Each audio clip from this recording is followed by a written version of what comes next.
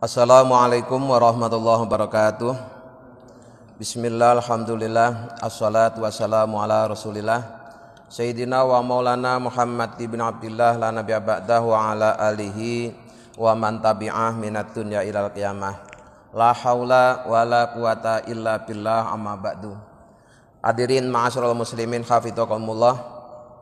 Sore ini melanjutkan peristiwa yang akan terjadi nanti pada hari kiamat.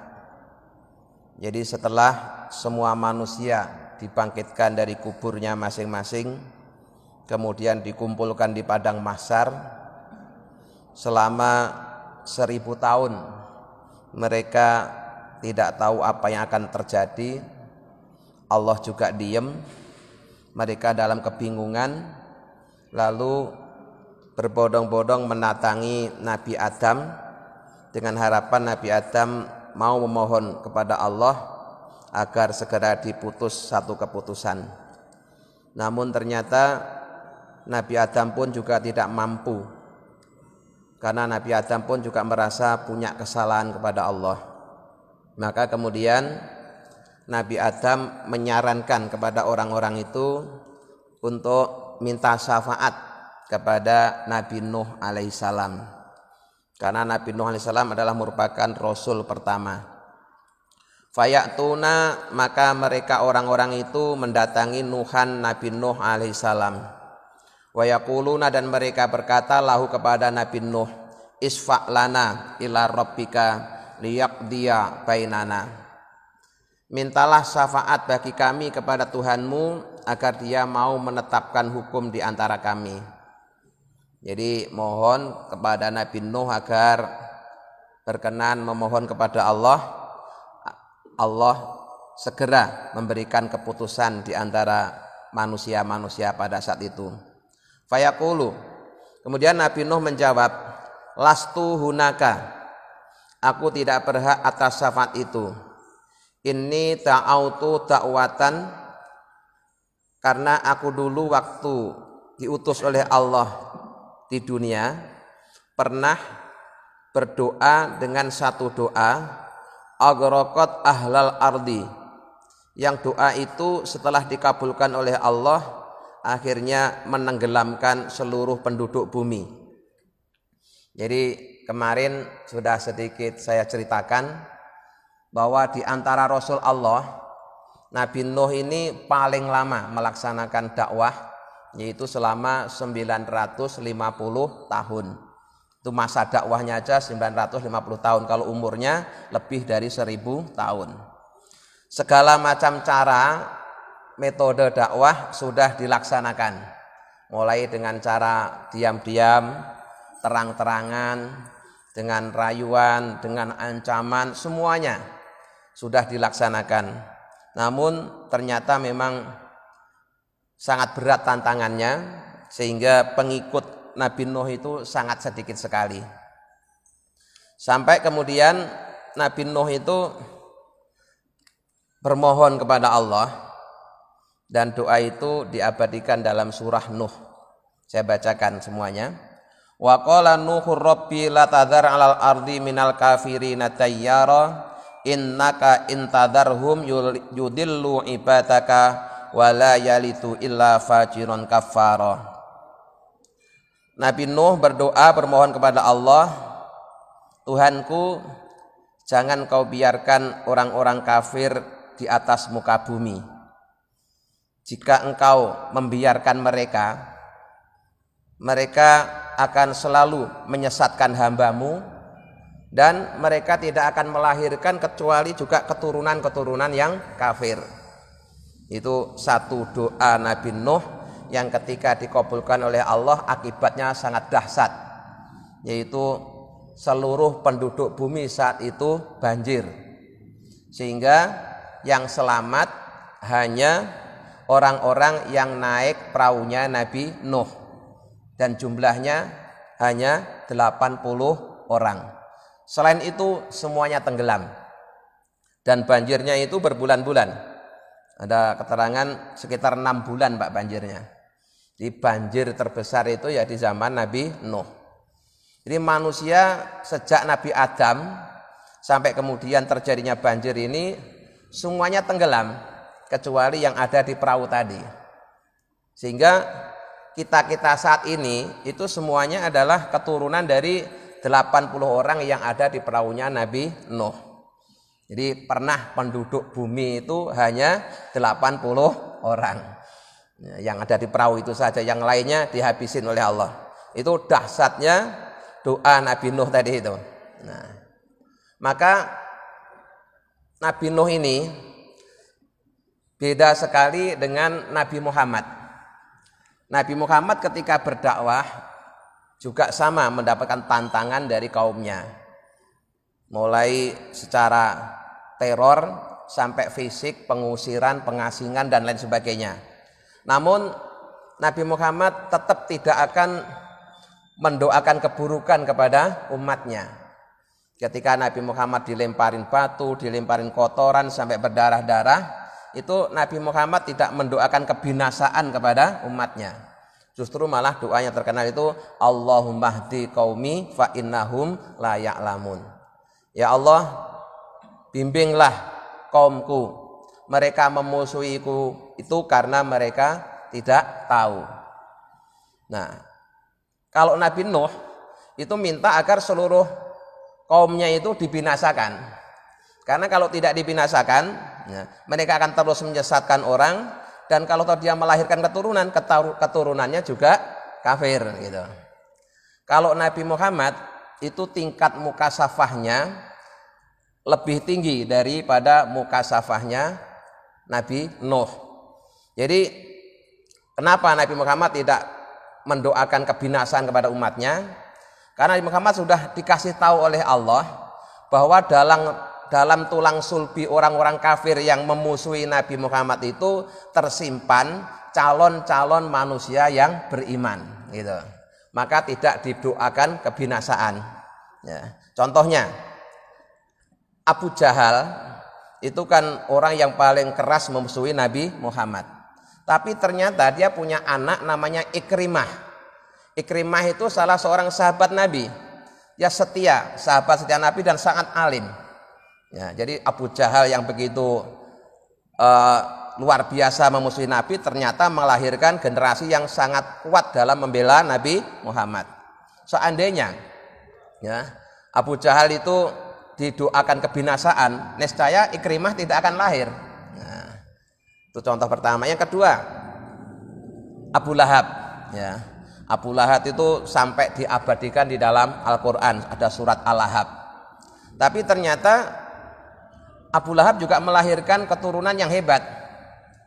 Punya anak perempuan namanya Daroh atau Duroh. Itu wanita mukminah yang setia ikut Nabi, bahkan dia ikut berhijrah bersama Nabi di Madinah. Padahal bapaknya jelas-jelas memusuhi Nabi Muhammad.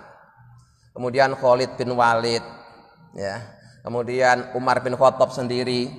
Itu adalah keturunan atau bahkan orang-orang yang dulunya memusuhi Nabi Muhammad, tapi oleh Nabi Muhammad tidak didoakan agar binasa.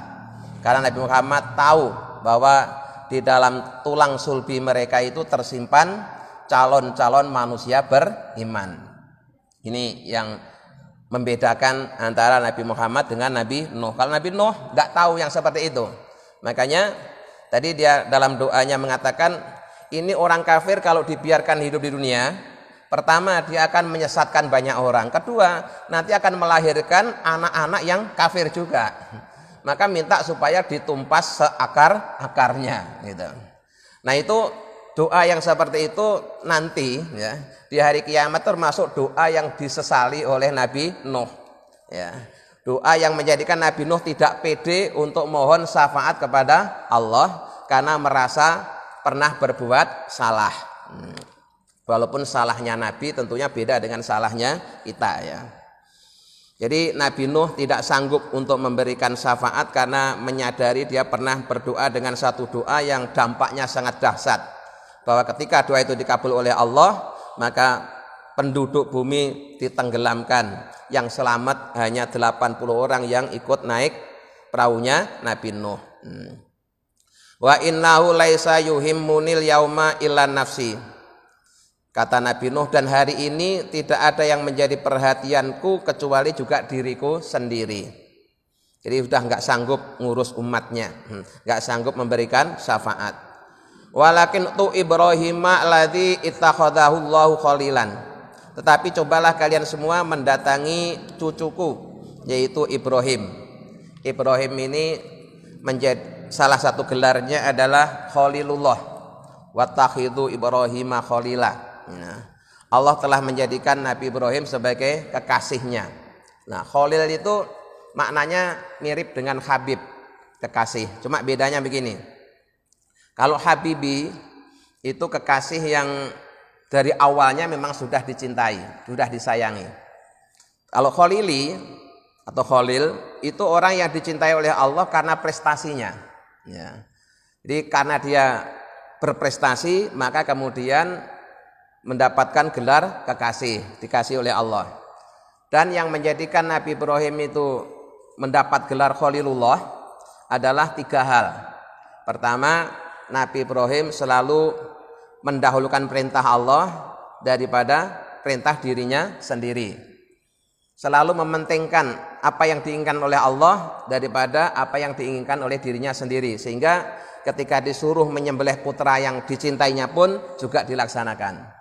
Kemudian yang ketiga, Nabi Ibrahim itu dapat gelar Khalilullah karena tidak pernah makan kecuali bersama tamu. Sehingga Nabi Ibrahim itu pernah berjalan sejauh 80 mil hanya sekedar untuk nyari teman makan. Jadi setiap ketemu orang itu diajak makan bilangnya dia baru makan. Nah setelah berjalan keliling sejauh 80 mil baru ketemu orang yang belum makan. Nah itu salah satu amalan Nabi Ibrahim yang kemudian dapat apresiasi dari Allah sehingga diangkat sebagai Khalilullah. Maka Nabi Nuh menyarankan kepada orang-orang agar mendatangi Nabi Ibrahim barangkali Nabi Ibrahim nanti juga mau memberikan syafaat. Fayatuna Ibrahima fayaquluna isfa'lana ila rabbika liyaqdiya bainana. Maka orang-orang itu kemudian mendatangi Nabi Ibrahim untuk dimohonkan kepada Allah agar Allah berkenan segera memberikan keputusan. Tapi apa yang dikatakan Nabi Ibrahim? Lastu hunaka. Aku pun juga tidak sanggup untuk memberikan syafaat. Ya, di sekelas Khalilullah, sekelas Nabi Ibrahim pun tidak sanggup untuk memberikan syafaat pada hari kiamat. Kenapa? Ini qad kadzabtu fil islami salasa kalim kadzabatin. Karena kata Nabi Ibrahim, aku dulu itu semasa hidupku aku pernah berdusta 3 kali. Nah, berdustanya seorang rasul ini beda dengan dustanya kita ya. Di dustanya ini dusta yang tidak mengurangi statusnya sebagai seorang rasul, tapi bagi rasulnya sendiri itu sudah merasa satu kesalahan. Nah, jadi pernah berdusta 3 kali, yaitu yang pertama inni saqimun. Ketika Nabi Ibrahim oleh Raja Namrud diajak berburu, dia bilang aku sedang sakit. Nah, kemudian ketika orang-orang berangkat berburu, ternyata Nabi Ibrahim kemudian masuk ke dalam gedung tempat patung-patung itu disembah, kemudian dihancurkan. Setelah dihancurkan, kemudian kapaknya ditaruh, dikalungkan di patung yang paling besar. Nah, ketika Nabi Ibrahim ditanya siapa yang menghancurkan patung ini, itu Nabi Ibrahim menjawab bal fa'alahu kabiruhum. Yang melakukan adalah yang paling besar itu, dan itu adalah kedustaan juga yang kedua. Dan yang ketiga yaitu ketika ada seorang raja yang tukang merampas istri cantik. Nah, ketika itu Nabi Ibrahim itu yang namanya Ibu Sarah itu sangat cantik. Ya. Itu juga mau dirampas oleh raja tadi.